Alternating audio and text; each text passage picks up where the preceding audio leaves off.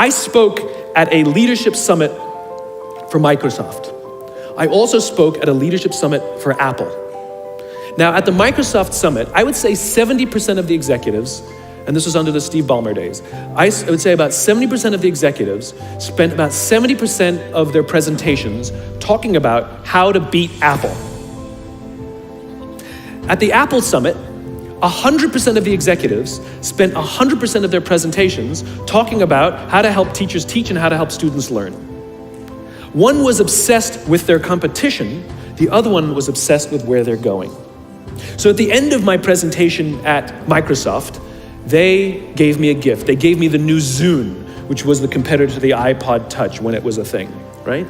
And I have to tell you, this piece of technology was spectacular. I'm sitting in the back of a taxi with a senior Apple executive, sort of employee number 12 kind of guy, and I decide to stir the pot. And I turn to him and I say, you know, I spoke at a Microsoft summit and they gave me their new Zune, and I have to tell you, it is so much better than your iPod Touch. And he turned to me and said, I have no doubt. Conversation over. We don't always have to be right. We don't always have to be in charge. We don't always have to be the one who succeeds. It's not about winning or losing. In game theory, there are two kinds of games. There are finite games and there are infinite games. A finite game is defined as known players, fixed rules, and an agreed upon objective. Then you have an infinite game. Infinite games are defined as known and unknown players.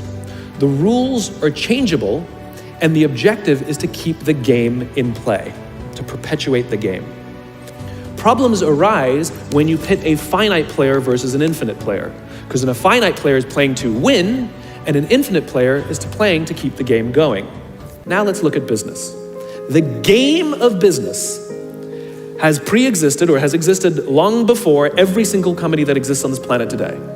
And it will outlast every single company that exists on this planet today. There's no winning the game of business because the infinite player isn't playing to be number one every day with every product. They're playing to outlast the competition. If I had said to Microsoft, oh, I've got the new iPod Touch, it's so much better than your new Zune, they would have said, can we see it? What does it do? We have to see it. Because one is obsessed with their competition, the other is obsessed with why they do what they do, the other is obsessed with where they're going.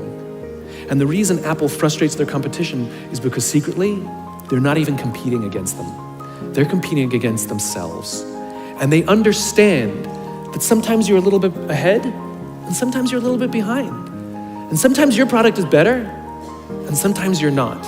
But if you wake up every single morning and compete against yourself, how do I make our products better than they were yesterday? How do I take care of our customers better than we did yesterday? How do we advance our cause more efficiently, more productively than we did yesterday? How do we find new solutions to advance our calling, our cause, our purpose, our belief, our why every single day? What you'll find is over time, you will probably be ahead more often. In other words, companies are playing finite games. Listen to their language. They're trying to beat their competition.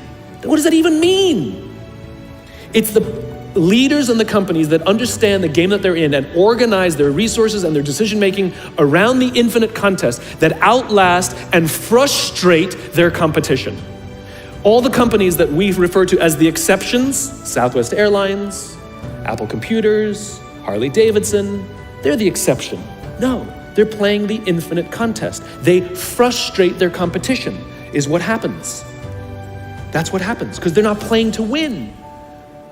Jim Senegal, the founder of Costco, which is the only real company that gives Walmart a run for its money, he says public companies are looking to succeed for the quarter. He says, we're looking for the next 50 years. You can hear him. He's playing the infinite contest. Those who play the infinite game understand it's not about the battle, it's about the war. And they don't play to win every day.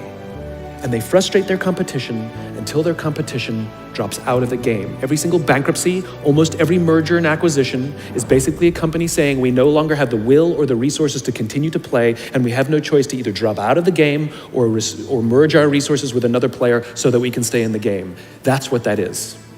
And if you think about the number of bankruptcies and mergers and acquisitions, it's kind of proof that most companies don't even know the game they're in.